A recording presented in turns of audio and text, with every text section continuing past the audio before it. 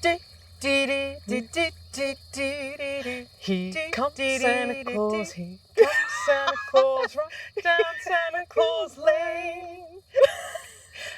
Coming to you today from Gels Park is the Nuance Naturopaths Christmas edition.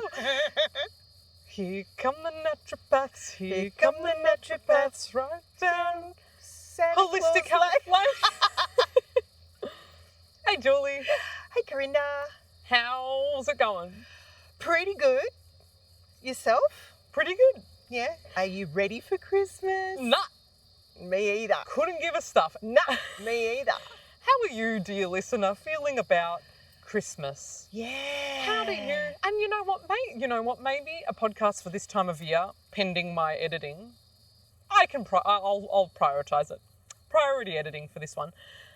Let's start with like a drop in. Let's do a collective drop in because this time of year is so notoriously silly, hectic, chaos. Who couldn't do with just like a minute or so drop in? Let's do it. Shall I lead us? Yes, please. All right. Please.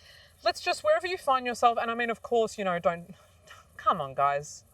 Don't do this if you're driving. If you're listening to this while you're driving. And you know what? Even if you're walking, I invite you to find a spot where you can just pop a squat or sit down on a patch of grass or rest your back against like a brick wall or fence somewhere if it's safe to do so. A tree, yeah, ideally a tree. But wherever you find yourself, just feeling where your body connects to the earth, whether that's your feet or your bum or your back, maybe your hands as well, maybe you can get your hands on your earth. Just doing any movements to help discharge like any excess, excitable, high intensity energy that you're carrying in your body that could do with discharging.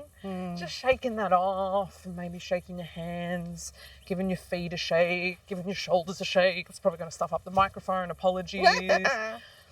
And if it's safe to do so, you can gently close your eyes or just lower your gaze if it feels safer to keep your eyes open. And just coming into the body, coming back to your body, your truest of true homes. And maybe just start, before changing anything, just start noticing your breath, noticing the energy flowing through your body. And you might be noticing things like the shallowness or the depth of your breath. You might be noticing where you're taking breath in. Is it through your mouth? Is it at your nose? How deep or long are the exhales compared to the inhales? Where can you feel the breath coming in from? Where can you feel the breath coming out of? Maybe a good cue point for you is just feeling warmth in your body. Where does your body feel warm or cold or tingly or numb? Just sensing, no pressure to change anything.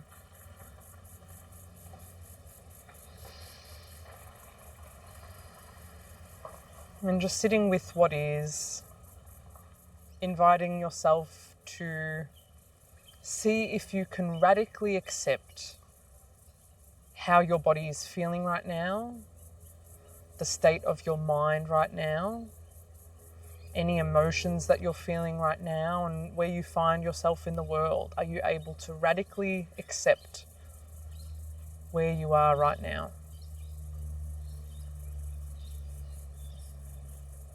And if you start to feel ungrounded or discombobulated at any point, just coming back to those touch points that you have with the earth, whether that's feet, hands, bum or back.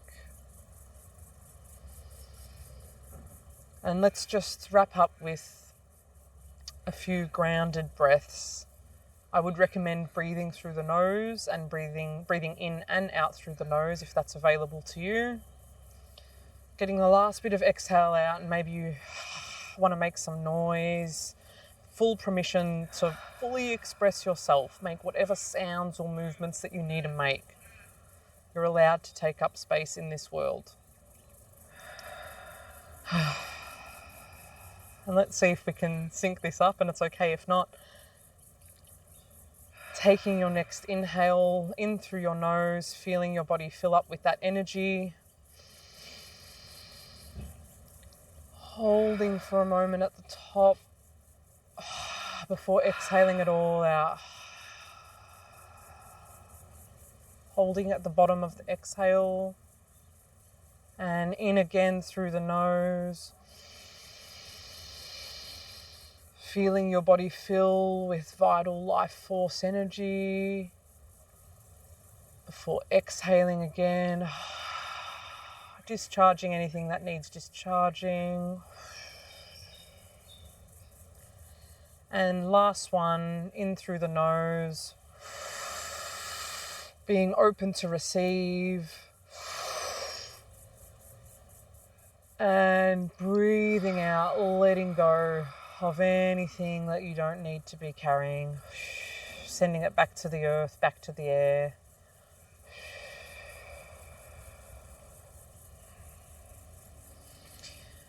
Letting your breath return to a natural rhythm. And really slowly, in your own time, coming back to awareness, to wherever you find yourself. Gently opening your eyes, maybe just gently bringing some movement to your hands and feet, fingers and toes. Doing another shake if you need.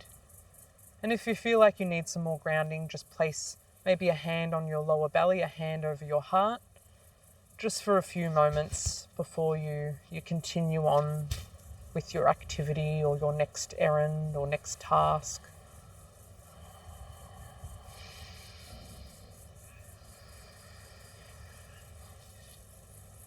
Cool. How does that feel? Lovely. God, we should start all podcasts like that. We should. Oh, that was really nice. Thank you. That's all right. Yeah. A question that has been coming up with a few different patients recently has just been like, what do I do when I feel ungrounded? What do I do when I don't feel like my body's a home or my body doesn't feel safe? And my invitation is like, you've always got the breath. You've always got some access point to nature, whether that's looking at natural light or coming into contact with the earth, even if that's just a slab of concrete that you have on your balcony or on your patio, or, walking around the block if you work in an office building, getting outside. You've always got these anchor points, even in the most ungrounded or dysregulated of times, and that's my invitation. Yeah, absolutely. Bringing it back to the body and feeling the sensations in the body just gets you out of your head. Yeah, that's really helpful. And being aware of what's something that I can feel physically. Yeah. What's something I can smell. What's something I can hear. The senses. All the senses. Yeah. Yeah. And I think that's, I've been throwing around some terms a lot today in our hanging out. Yeah. But yeah, just growing this like eco-awareness of like being tuned into your environment in the present, and using that as an anchor point for like present moment awareness, mindfulness. How different would our vagus nerves be? How differently could our vagus nerves be operating? Yeah.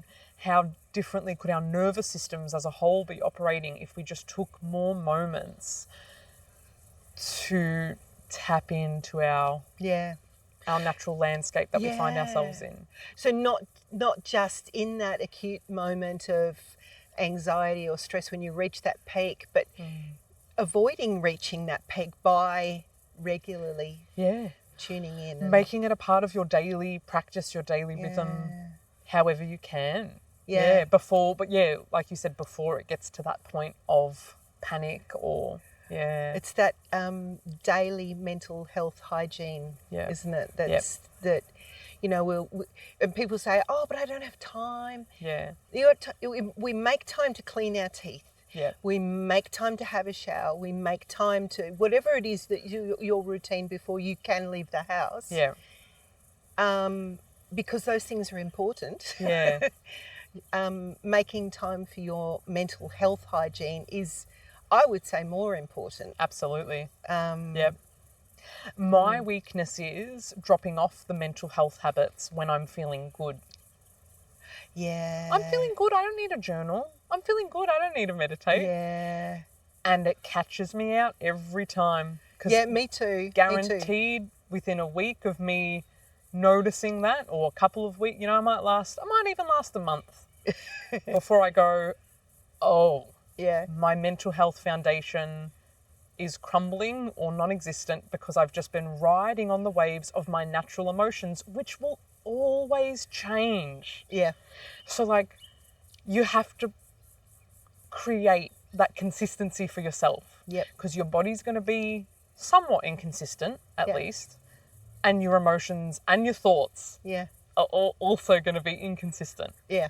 So Yeah. you have to, like, come in with the discipline for your body, for your mind, for your emotions. In the same way that you would if you were taking a supplement because you're nutrient deficient in something, Yeah. and you take that consistently, Yeah. it's the same kind of thing. You've got Yep.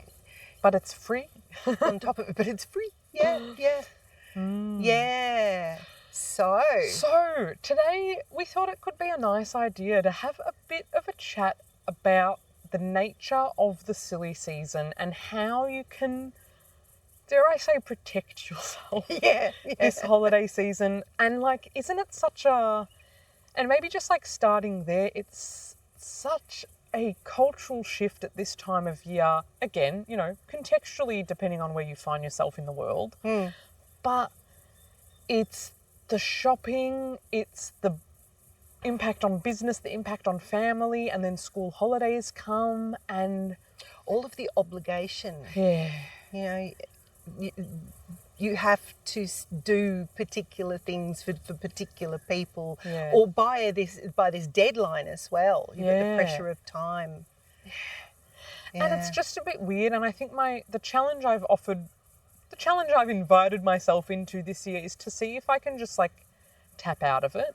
Yeah. Because ultimately, yes, it's pervasive in the culture. Yes, it's a kind of collective shift, but you're not obligated to get sucked into that energy. No. But it's easy to get sucked into. Yeah.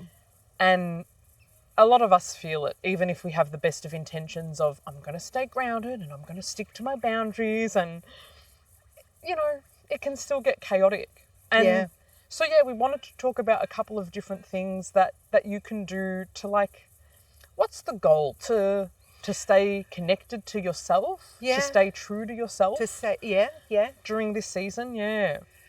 To hold on to your boundaries, the ones that are most important to you. Yeah. That often family, or sometimes friends, but most often I think it's family, because family tends to press the buttons. Yeah. Because I think we all experience, don't we?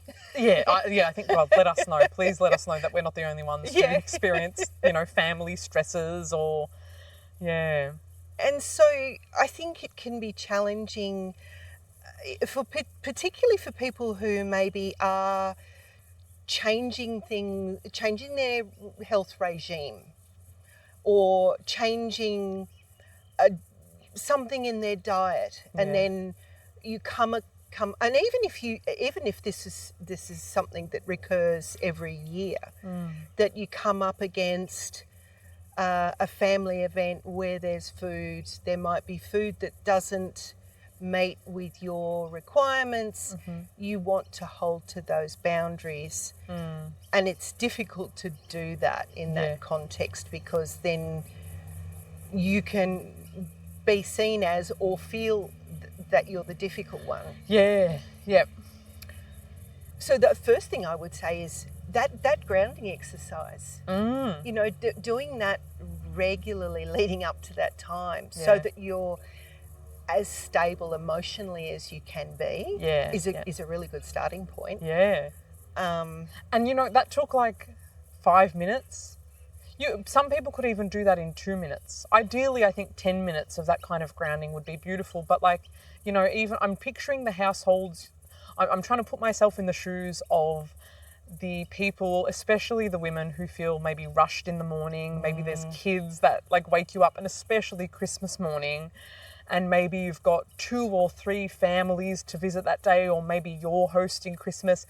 And I let's put that first invitation out there of like, it might be worth it to wake up 5 or 10 or 15 minutes earlier to center yourself, to have the day and its unfolding start on your terms. Yeah. Rather than being woken up by excited kids or by a stressed partner or whatever, or even just having that cortisol wake up where you're like, you shoot out of bed and then your brain's like, okay, time to get into action. We got to do this.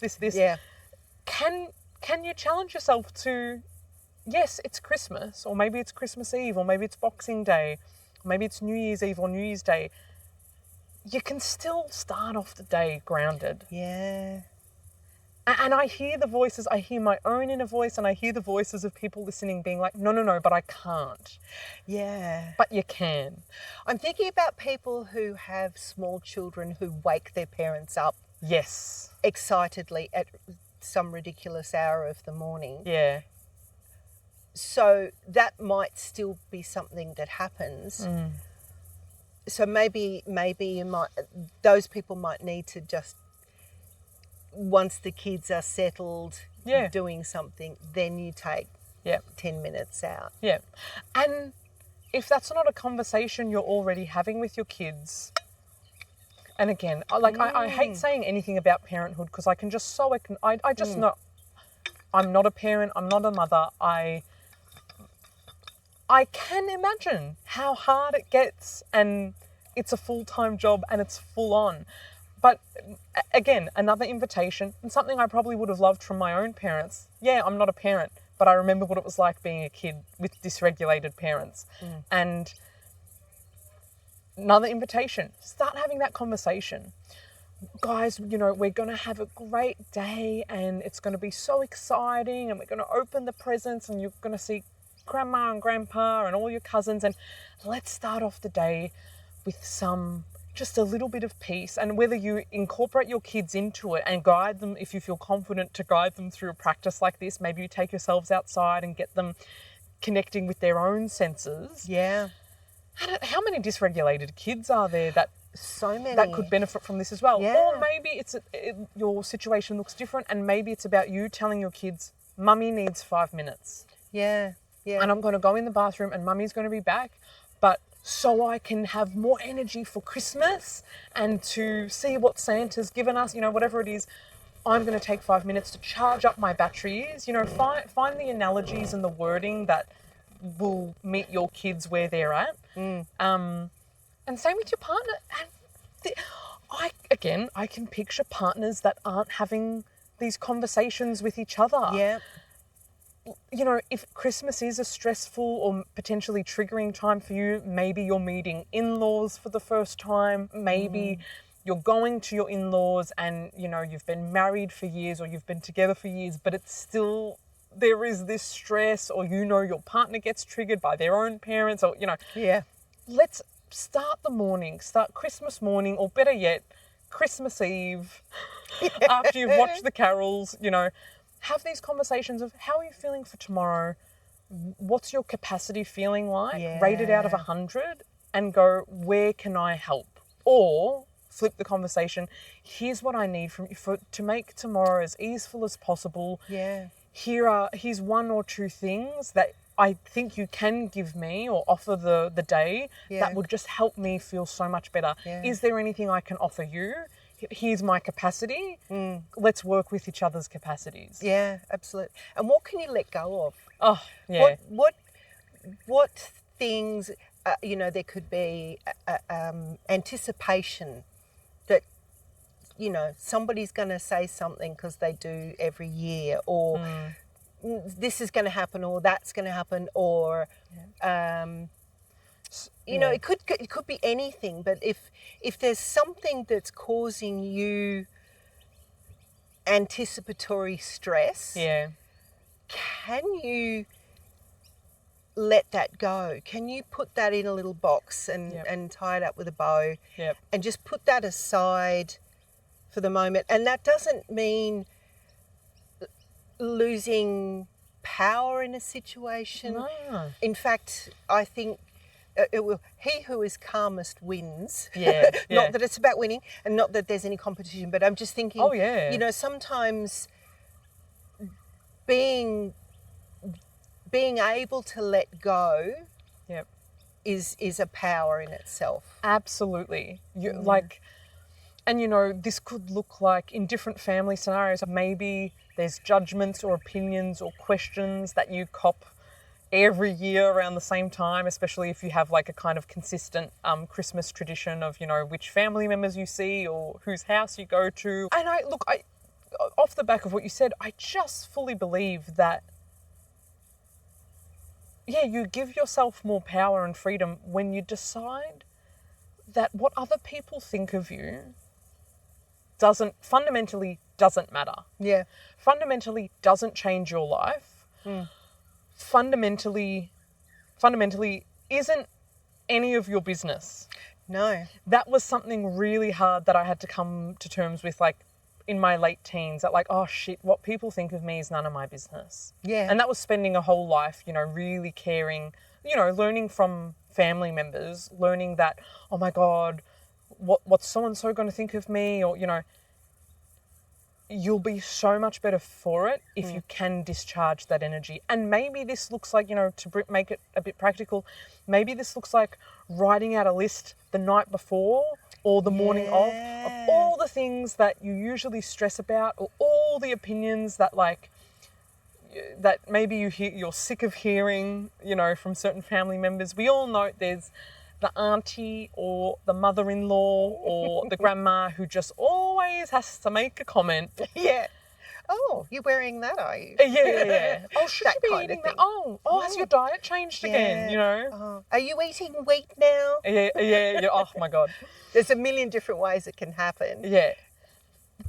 Get it out of your own system first. Write it on a piece of paper, tear up that piece of paper, burn it, soak it in some salt water. You know, you can, you know, permission to get witchy with it if we're talking to me.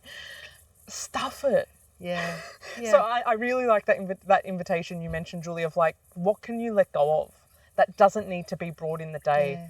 Yeah. Maybe you visualize packing it in a suitcase and leaving that suitcase at home, or throwing that suitcase in the bin and going, actually, I don't need this. This isn't serving me. I think sometimes too it helps to understand what their motivation is. And it's often out of love. Yeah. But it's also often out of seeing what you're doing through their filter. Yeah. And their filter might have a basis in trauma, might have a basis in not understanding what it is that, you know, your choices. Yeah. Feeling that they feel more comfortable controlling what you're doing because of a lack of control in their lives. Yeah. You know?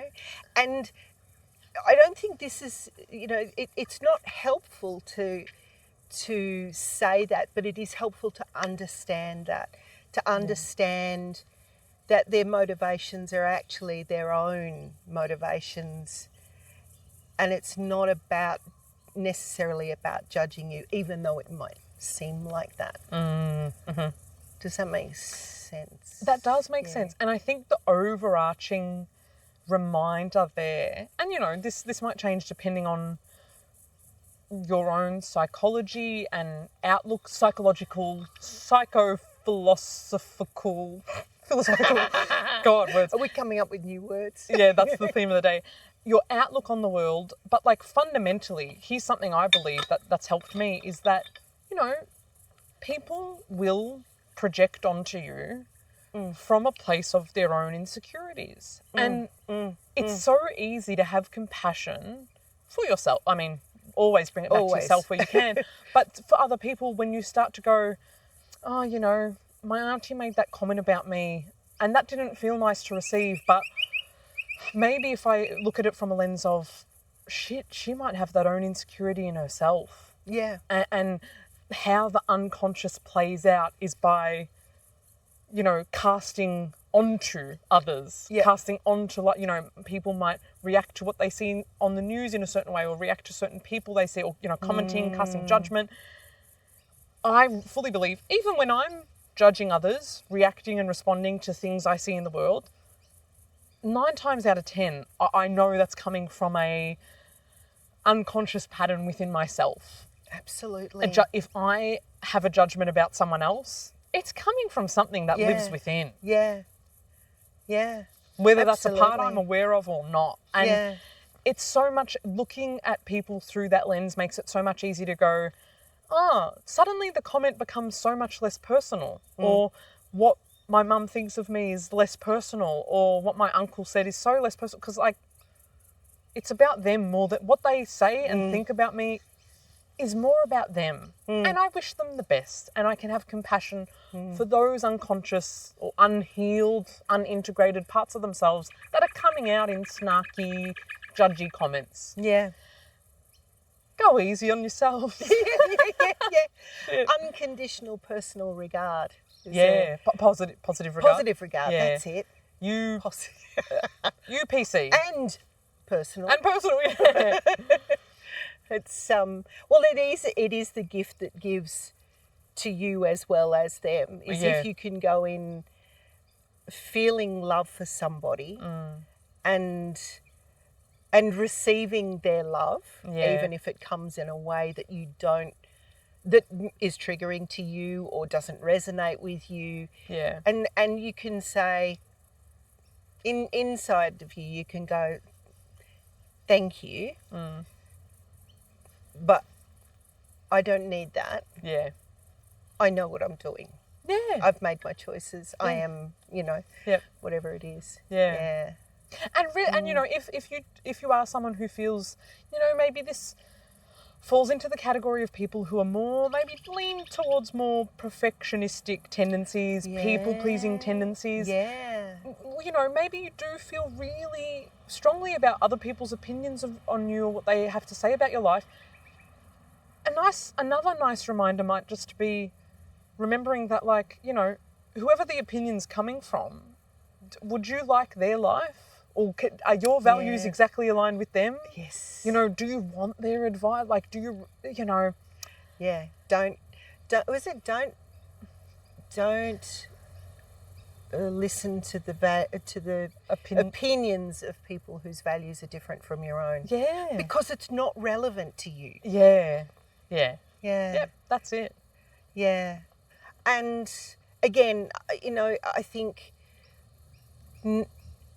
not being triggered by what other people say or do is a gift that you give to yourself and to them. Yeah. And to the other people around you. Yeah. And I guess in that, acknowledging that, you might get triggered. Yeah. Because it's not necessarily about not getting triggered. It's about how you respond to what's happening within you. And I mean, what could that look like? That could be like, if we're doing rapid fire examples, I don't have the energy for this conversation right now. I hear what you're saying. Agree to disagree.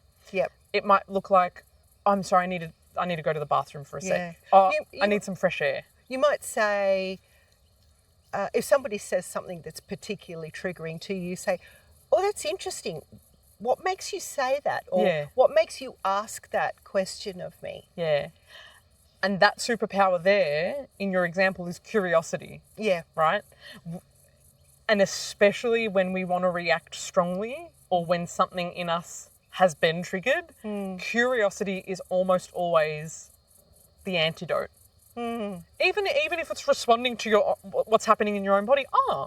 Why is that happening? Why did that comment hurt so much? Or what part of me is feeling triggered by this, And you're allowed to step away from the table, step away from the barbecue, take yourself for a walk around the block, sit in the toilet for 5 minutes, go to the sitting room that no one's in yet for 5 minutes, wherever you find yourself, and to just inquire with yourself, dialogue with yourself, journal on your phone. You know, you might not be bringing a paper journal to your family Christmas gathering.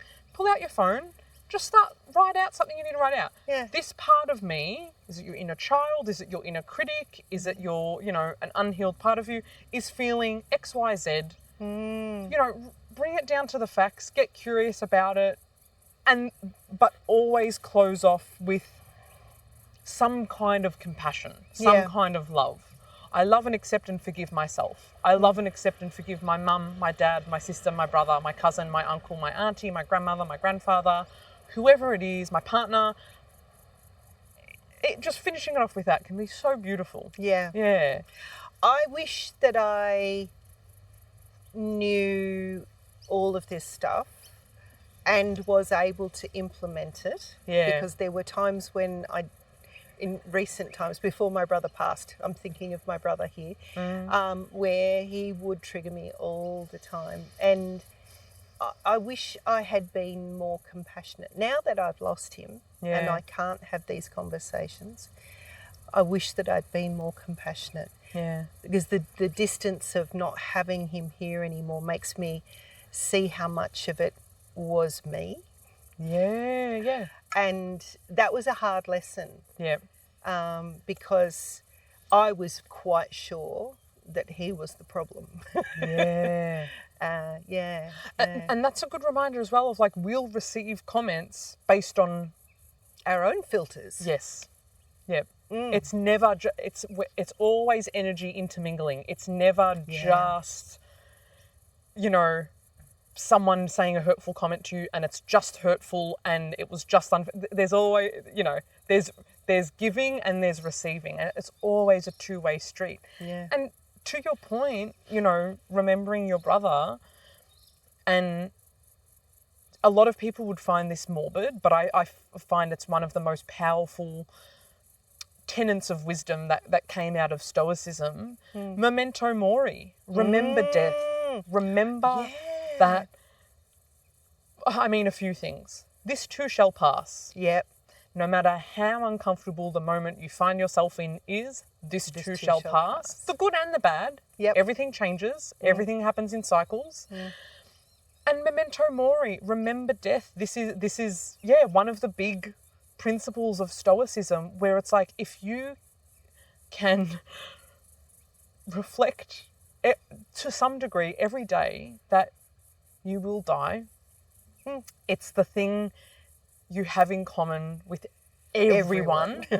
And every life form, asterisk, on this planet. Yeah. We all have death in common. Yeah. And maybe if you can remember death,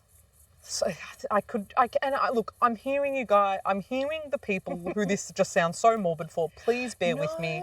My Venus is in Scorpio. If you're of the same generation as me, your Pluto's in Scorpio, and I'm sure you're happy to go here with me. So come on. Hop on board. Hop on board the morbid train. As your family member or partner is triggering the shit out of you, they're going to die. And remember, and then maybe that makes you go, I don't want to waste my energy on bickering or having this confrontation or this conflict with them. I can let this go. Yeah. I'm going to die one day. Is this worth caring about? Yeah. Nah. Does this deserve my energy right now? Yeah. Nah. And the thing is, it can happen at any time. Yeah. We don't know when we're going to go or when our family members are going to go. No. I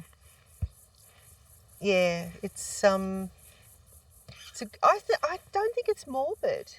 I think it's important. It's something that they practice in the Balinese Hindu culture, was that there's always two sides. Yeah. They always talk about the two sides. There's the dark and the light, the good and the evil, in everything. Yeah. And they really acknowledge that. So they talk about death and they're very open about death. And at a funeral celebration, they will lay out the body, and everyone around them will come and prepare and wash the body and prepare it for cremation is the ultimate goal, but often they can't afford it, so they will bury the body until they can afford the cremation. But that event can be really contrasting because in our culture, it's a very dark, very somber event. But if you go to a funeral in Bali, there'll be, bunch of guys over there smoking cigarettes and laughing and joking, and there'll be kids running around, and there'll be food, and it's just life is happening at the same time as this beautiful memorial and preparation ceremonies going on. I love how you said at the same time. Yeah. It's never one or the other. No. There's always that life and death in everything. Yeah. In all moments. Which is balance. Yes. Yeah. Yeah. Yeah. So, and yeah, like you're right.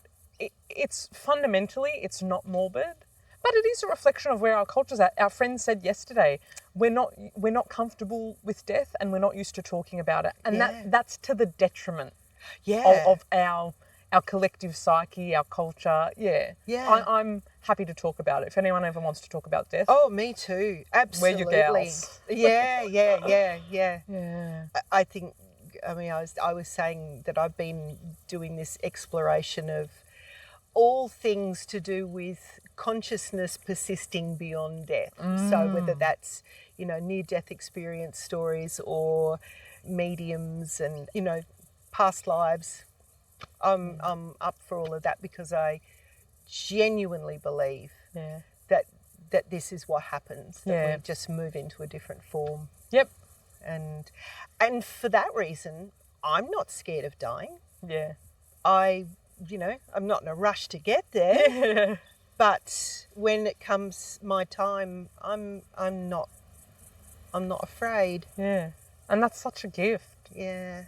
And that's accessible to everyone, hey? Yeah. But it's so determined by belief and what people believe, and which often has religious undertones. And as we were talking today, religion has its place. Spiritual beliefs have their place, and they're important. Oh yeah. Faith can be the difference in how someone experiences, a deeply traumatic event, or how they face death. Faith alone could make it such a beautiful, positive experience. Yeah. Or face someone else's death. Someone else's death. Yep. Yeah. Yeah. It's part of mind, body, soul. Yeah. It's what we do, isn't it? We treat all the person. All the person. Including the unseen parts of the non-physical. Yeah. I'm feeling called to see if we can offer some more super practical, super naturopathic tips as well in the realm of, I guess, more so food. Yep. This can be an emotionally triggering time of the year, and it can also be a physically challenging time of the year. And I really want to talk about protein. Like, my brain is just like, a protein shake in the morning. Anyway, but before I get to that, I want to talk about, you might find yourself in one of two boats. There's thousands of boats. There are as many boats for as many people, but generally two boats. One boat might be, this is the time of year where you're so happy to indulge and eat whatever it is your heart and body and mind desires, and the goal for you might be loving and accepting and forgiving yourself for any food choices or any ingestion of any kind, not just food, and maybe it's just about gracefully indulging, not being like, all the Christmas pounds, or like, all the food coma, and there's so many ways we subtly shame ourselves for the choices we make. So maybe one boat is about just fully embracing, you're gonna make the choices you make, and that's that. And do them mindfully so that you don't have regret the next day. Yeah. I'm going to enjoy the abundance. Yep. And the sharing of food with my people. Yes. And I'm not going to regret it. Yep. And when you go in with that intention, I want to almost guarantee, don't want to make guarantees, but I can almost guarantee that when the decision has come from a place of you deciding for yourself and going in with that powerful intention, you're not going to feel as bad. Yeah. And I could imagine that there's a lot of people who just totally dissociate because this time can be triggering and stressful for other reasons, but maybe it just can be such a time of, deep shame or feeling guilty the next day, and your body and your mind has learnt to just yeet out of the situation. And then again, it comes back to that feeling of out of controlness. Yeah. And that perpetuates, I think, the guilt and the shame of whatever choices you made, whether it was alcohol, tobacco, drugs, certain foods, quantity of foods, quality of foods, Can you let that go and just face and embrace and go, I'm going to eat what I'm going to eat and it's going to be okay. Yeah. It's a day and it's a time of year and this doesn't determine the rest of my life. Yeah. Yeah. And it's not that big a deal. Yeah. Now, the other boat is like, no, I have some really serious health goals and physical desires or health goals for myself that I really want to stick to my plan. I don't want to indulge because maybe I know that this indulging at this time of the year always throws me off course or does set the tone for how I enter the new year, and then that sets the tone for the whole summer, in the Southern Hemisphere, or then the rest of the year, the first half of the year, and it just doesn't start me off good. Indulging at Christmas does me no good. Yeah. And that's, whichever boat you're in, that's okay. And for those people, what can we offer as ways to stick to your health boundaries, stick to your eating preferences, what can we offer there? Well, I think a good start would be naming them. Yeah.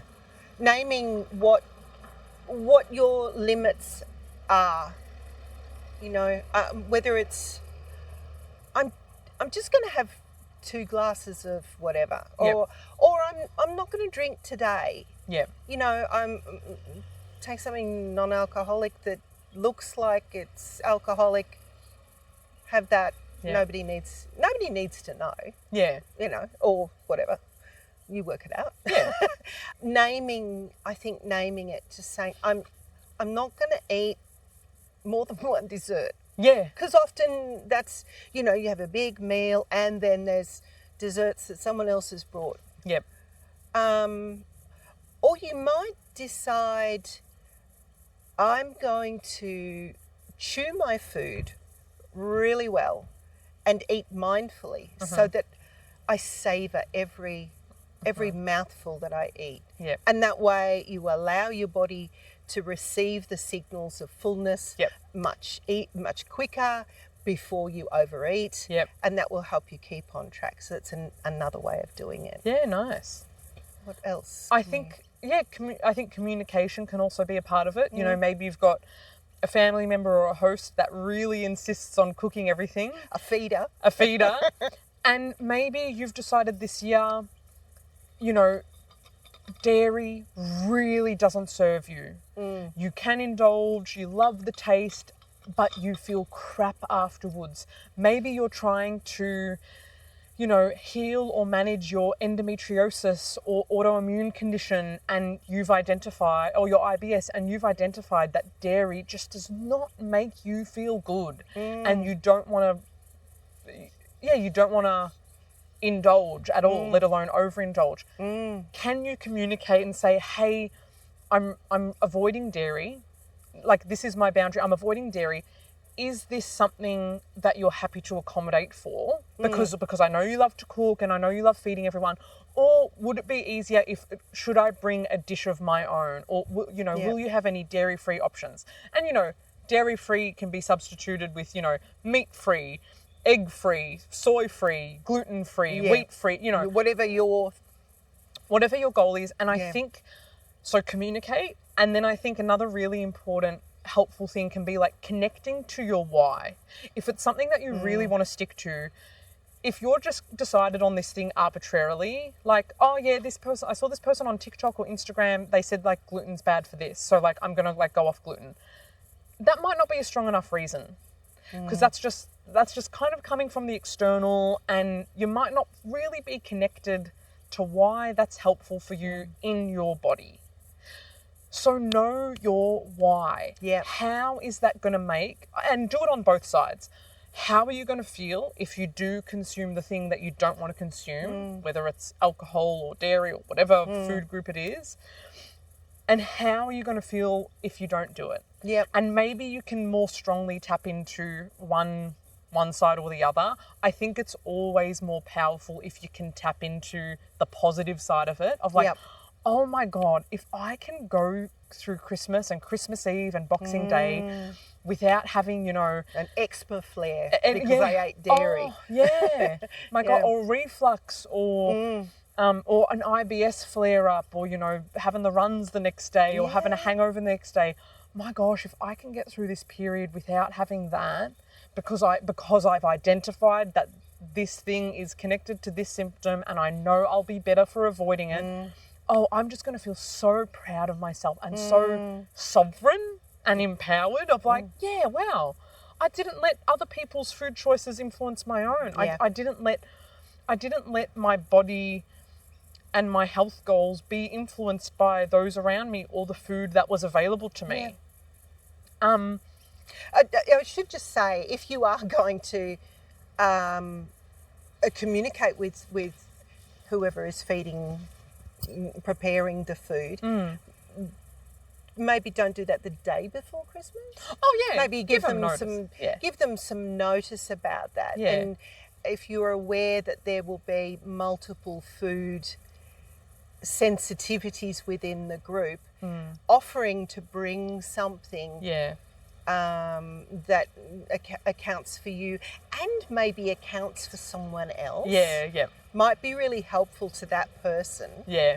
And also just showing your appreciation for what they do and for what they're preparing. Yeah. So that it's not a rebuttal or a rejection of their way of showing love. Yeah, yes, because and for some people it is. And the bigger conversation here is that, you know, we're talking about a really potent time of year that is really meaningful to a lot of people. And let's not ignore that food isn't just fuel for the body.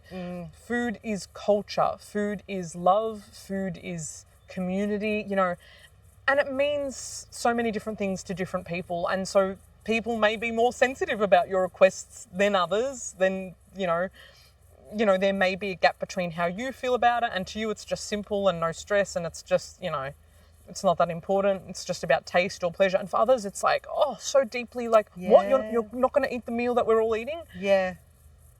But I want you to have the thing that I made because it's traditional. Hold your bound. And again, that's where your why is going to be so important. Yeah. Yes, I understand, but I know this makes me feel good in my body when I do this, or my body goes through such a hard time when I eat this thing. Yeah. It's not worth it. Yeah. That's not pleasure or empowerment to me. Thank you for the gift of giving the food that you do. Yeah. I love your food. I love what you bring to the table. Yeah. But this thing just doesn't work for me. Yeah. And it's not about your food. Yeah. It's just it's not personal. It's not personal. Yeah. And is that allowed to be okay? You know? Yeah. Yeah. Are we going to be okay? Yeah. Can we move through this together? Yeah. And the family member takes a deep breath and goes,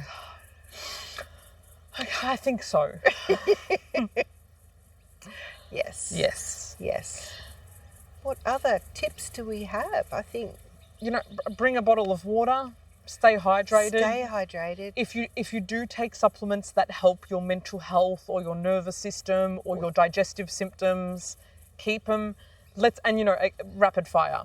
Peppermint tea, chamomile tea, Iberogast, I will shout out Iberogast yeah, because you yeah. can get that over the counter Yep. as just a beautiful digestive tonic if you do tend towards bloating or gas or just feeling bleh and heavy after a meal. Ginger. Ginger, yeah. Don't, Couple of slices of fresh ginger Yep, in some hot water. Sip away. yep. Go for gold. Licorice tea as well, if you find yourself low energy or want to raise your vibe a bit but not necessarily be caffeinated, licorice tea can be really nice. Going for a green tea or a matcha tea if you do want a mild caffeination without that intensity of coffee, you know, starting the day with a matcha or a green tea. What about peppermint tea? And I feel like I've said this in another episode, maybe two. With peppermint tea, I find, and I have spoken to a few people that also find that the tannins in peppermint tea can make reflux worse. Yeah, definitely. So just be aware of that too, that yes, people take peppermint tea as a carminative for the gut, but it's not for everyone. And this is a classic example of you know, what's right for me and my body. And always bring it back to that. A mildly general rule of thumb, again, even take general with a grain of salt. Are you someone who generally tends towards cold, feeling chilly, feeling like you don't have that digestive fire? Go for ginger. Yep. For example, if you're someone who does tend to be the more clammier, warmer, gets easily overheated, sweatier side and can get heated, especially while eating, peppermint may be a more suited remedy for you. It's interesting because I would have said that I'm the hot, sweaty. So peppermint should work for me. No, but there's still nuance. It's still not. Yeah. Because ultimately, it's interacting with your gut microbes, and that's probably going to be the determining factor. Yeah. Interesting, Yeah. though. And do you know what? I would say ginger and peppermint are so powerful, but on opposite ends of the spectrum. Balance it out. I feel like licorice, other than if you've got really high blood pressure that's uncontrolled, be careful of your intake of licorice tea. I feel like chamomile is a nice, gentle, safe one. I was going to say that. Or lemon balm. Lemon balm. You know, and back in the day, I might have been more concerned about FODMAPs in terms of chamomile tea. You know, it will come up if you're looking at your Monash FODMAP app. If you've got IBS or you're on a FODMAP diet, it's going to come up as amber or red. I'm not super concerned about it. It's generally a gentle, super well tolerated one. Yeah. Let herbs help you. A protein shake, collagen peptides if you're open to animal foods. Otherwise, a nice plant-based protein powder. If you are more on the side of, I don't want to overeat, I want to stay full, I know my sugar cravings are going to be out of control, and I'm not interested in eating too much sugar this Christmas. Protein shake carbohydrates. Or refined carbohydrates. Protein shake in the morning. Maybe you skip breakfast because you want to save up the room in your stomach. Yeah, don't. For the meals, have a protein shake in the morning, please. And then have a protein shake, if you're feeling the cravings, have a protein shake after or with lunch as well, or with dinner. Yeah. Help that satiation, help insulin response and insulin sensitivity. Also go for a walk. If you can go for a walk before Christmas lunch, particularly if it can be a brisk walk, and sort of bring yourself up to that 60% of your energy capacity. Yeah. So that might be walking, and you can still talk, but you're a bit breathless. Yeah. That's sort of that level. You can keep that up for about 20 minutes. Your carbs after that, for the next hour and a half at a stretch, are almost bonus carbs. Yeah. They're metabolized differently. Yep. And less likely to, I mean, you know, there's nuance in this because it depends on how much you eat in total. But if you're going to eat some carbs. Yeah. If you're gonna eat the carbs anyway, go for a walk. Yeah. Less of them will be stored as fat. Yep. Yep, pretty much. And that's because, can we easily say, if you activate muscles or sort of, get to that, like you said, 60% exertion level through a walk. I'm even thinking, a few sets of calf raises or star jumps or body weight squats, depending on your level of where you're at. Activating the muscles, like you're sending the signal to your body that like, oh, we're ready, we're utilizing carbs. Yeah. No need to store them. Yep. My cells need them, and and again, nuance. If you have issues with blood sugar regulation, metabolism, if you feel like it's sluggish or that you're not utilizing the nutrients from the food you're eating properly, get in touch with us. We can help. Yeah. This is an aspect of our bread and butter. Yeah, absolutely. Naturopathically, and how we can help you. Yeah. But rule of thumb, whether you've got a sugar craving or you've just eaten, go for a walk, do some squats. It's going to improve how your body can use the sugar, as Julie said. We hope at least, we've said a lot. I hope that you can take at least one tiny thing, whether it was just a sentence or a suggestion we had in this episode, one thing that you can bring to whatever this time of year looks like for you. Maybe share with a family member or a friend if you feel like you want someone on the same page, if anything's inspired you from this conversation and you're like, oh gosh, my auntie would really benefit from this. Oh God, I think I need to send this to her. Get people on the same page. You don't have to do all this hard work alone. You don't need to be doing all this emotional labor alone, Share it. And if it feels like a lot, just take whatever was the easiest suggestion that we offered. So in summary, they are ground yourself with a daily practice. Communicate needs and capacity, I think. Be aware of your boundaries. And enforce them. You get to walk away. Don't be attached to what other people think of your boundaries. And try not to try to let go of your anticipation of things, or let go of what might be stressing you. What else did we say? Mindful eating. Let go of judgment if you're going to be in the boat. Party boat. Self-judgment and judgment from others. Just totally let it. Can you just embrace what you would like to eat? Compassion and understanding for where people are coming from when they're giving you messages that maybe aren't well received. Protein, hydration. Herbal supports to help with your digestion if that's an area of that needs support for you. And love. Tis love. The season of giving. Yes. Make the Yuletide gay. Can we just make the Yuletide gay? Can we? Can we just? Yeah. Because we all die. Eventually.